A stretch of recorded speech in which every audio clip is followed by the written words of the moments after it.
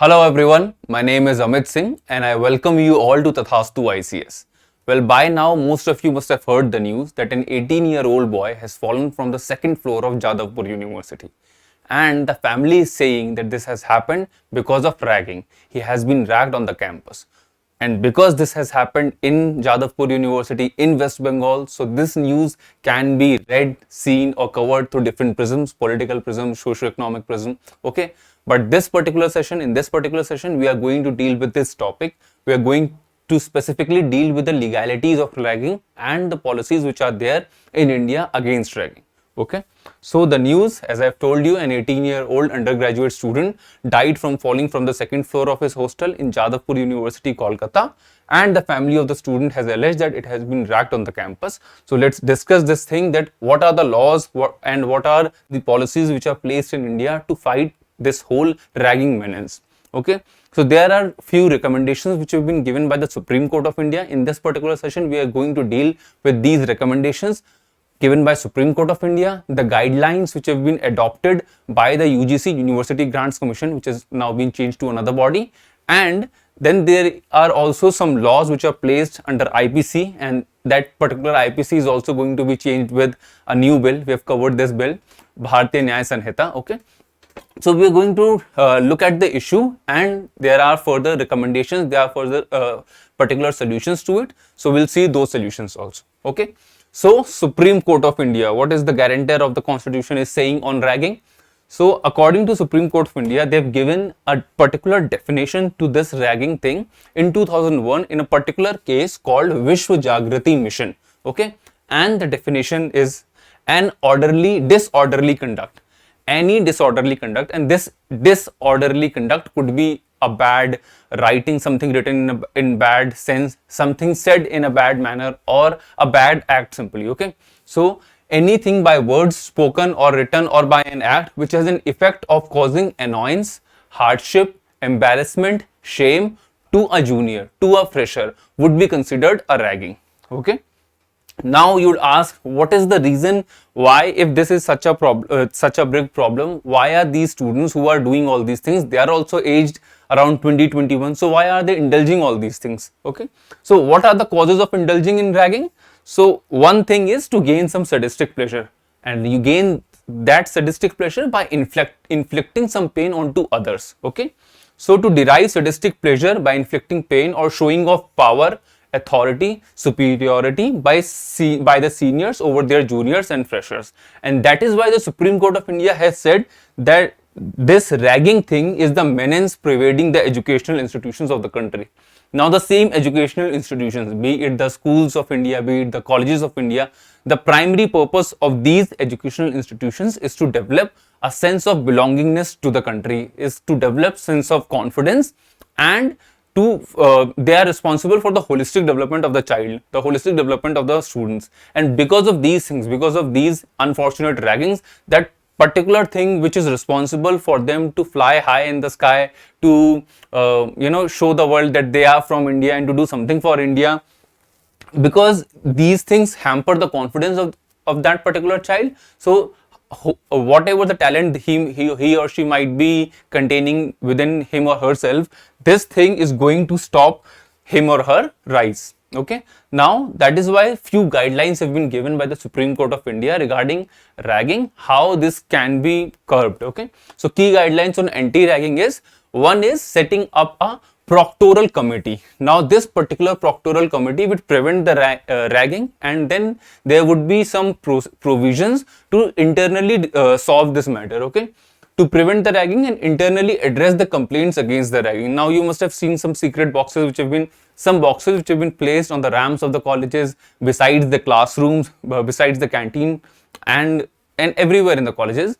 The primary purpose is that the student doesn't feel the burden to come out in front of everyone. Okay, and by this thing, the administration or the management gets to know that what bad thing, what unfortunate thing is happening, and by knowing it on time, there might be a chance that this could be solved within a particular time limit. Okay, and if the ragging becomes unmanageable, now this is also a guideline, if the ragging has become unmanageable or amounts to a cognizable offense, then the same may have to be reported to the police station. Okay, now you have to report it to the police. Now these were some recommendations. These were two primary recommendations given by the Supreme Court of India. Now there are few other recommendations also, okay, which the UGC guidelines to prevent the ragging. Now what is this UGC guideline? Actually in 2009, the Supreme Court in another case dealt with the ragging and issued the appointment of a committee, and this particular committee was headed by R.K. Raghavan. Who was R.K. Raghavan? He was the former CBI director, okay, and the recommendations given by this particular committee has been taken into consideration by the University Grants Commission. This particular University Grants Commission has also been changed by a new body, new regulator for the universities in India. And what is the name of this body? Without googling it, I request you to please comment it down, okay. So the recommendations of the committees were subsequently formalized by the University Grants Commission in the form of detailed guidelines for the universities on anti-ragging, okay. And if found guilty by anti-ragging committee, if someone is found guilty by the anti-ragging committees which have been set up in the colleges, in the campuses, the UGC or the new body, which is the new regulator, which you are going to tell me in the comment section, the UGC guidelines requires any member of the committee to proceed to file first information report within 24 hours of the recipient of that information, okay. So when you get to know that something bad is happening to a student, within 24 hours you have to file an FIR. This has been said in this UGC guidelines, which has been taken into consideration after looking by the recommendations which have been given by the R.K. Raghavan committee, okay. Now the laws to prevent the ragging in India. There are some laws to prevent ragging in India. Specifically, while ragging is not a specific offense in India, okay, but this could be penalized under several other provisions of IPC. And as I've told you, this IPC is also going to get changed because a new bill, Bharatiya Nyaya Sanhita bill, over which we have discussed twice or thrice, I think, okay. So this is also going to be changed, but there are certain specific provisions regarding ragging in IPC, okay. The other section is section 340, which criminalizes the wrongful confinement. So there are two sections, section 339 and section 340. Section 339 deals with the wrongful restraint and section 340 deals with the wrongful confinement. And the definition of wrongful confinement or some sort of kidnapping or abduction is, which is defined as the wrongful restraining of any person in such a manner as to prevent that person from proceeding beyond certain limits, okay. So this is wrongful confinement. Now there are some suggestions also, because several states have special laws for anti-ragging, okay. Now whenever you're writing some suggestions in your mains answer writing, whenever you're writing a mains answer and you're giving some suggestions, please try to incorporate those suggestions which have been tried and tested, okay. Suppose you have some ideas, I have some ideas, and there is a good possibility that both the ideas are correct, but those ideas, those suggestions which have been tried and tested, be it in the states of India or somewhere across the world with whom the dynamics of India matches. So in those by writing those suggestions, maybe that person is a bit ahead of the other person, okay, and there's a possibility that he might be getting 1 or 2 more marks, okay. And with those 1 or 2 more marks, we all know the story of UPSC, that those small marks matters a lot. You might get a different service, you might get a different state as your cadre, okay. So that's a topic for some other session, but please try to incorporate those suggestions. Please try to incorporate those suggestions which have been tried and tested, okay, specifically in the Indian states. Now the Kerala Prohibition of Ragging Act of 1998 provides for the suspension or dismissal of the student accused of ragging and mandatorily requires the college administration to inform the nearest police station, okay.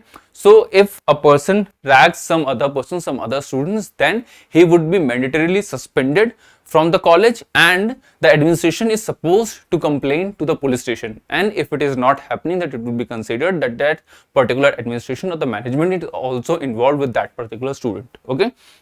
If an educational institution fails to do so, it would be deemed abetment to commit the offense, okay. It would be considered that, as I said, this administration is also involved. That is why some way forwards have been given, and one such way forward would be fixing the accountability of the authority. We have seen instances where the schools and the colleges are trying to hide the information, trying to hide the facts from the police and from the society, because it might bring some defamation to them. It might bring some bad name to them. Okay. So one is fixing the accountability of the authorities. Second is adding more tooth to anti-ragging laws. Now, as we have discussed, that there is no specific law in the current IPC. Okay. There might be some changes in recent Bharatiya Nyaya Sanhita bill. We don't know the exact details of it, but we can hope that there are some changes into it. But there is a scope of adding some teeth, adding some more there is a scope कि और ज़्यादा चीजें improve की जा सकते हैं to add more teeth to anti-ragging laws, because only two sections deals with it, section 339 and section 340. Okay, and the punishments which have been given, we have discussed, it's just 1 simple month of if something bad is not happening, if the person is not dead, then it's 1 simple month of jail and 500 rupees of fine. Okay, so there is a need to add more teeth to this law. And conducting regular campus checks and awareness building exercises at the campus, especially during the first few months of the beginning of a new session. Okay, now this is a kind of point which all of us have been writing in our answers, because education and awareness, spreading awareness about a particular issue is the most important thing, because when you identify the problem, when you know that there is a problem, then only you can bring some solutions to it, then only there is a possibility that those solutions will be implemented in the spirit which it has been envisioned. Okay, so that is why first of all it is very much important to tell the students that there are these ways. If you are if you are facing these kind of issues, then these are the ways, these are the way out for you, and you must go for it. Okay, so this is it. This is about the anti-ragging and something ragging and anti-ragging. We talked about both the things, and some suggestions by Supreme Court of India, some guidelines of UGC, and the laws which are there in India and the loopholes in the laws. Okay, we'll meet in the other class. Until then, take care. Bye bye.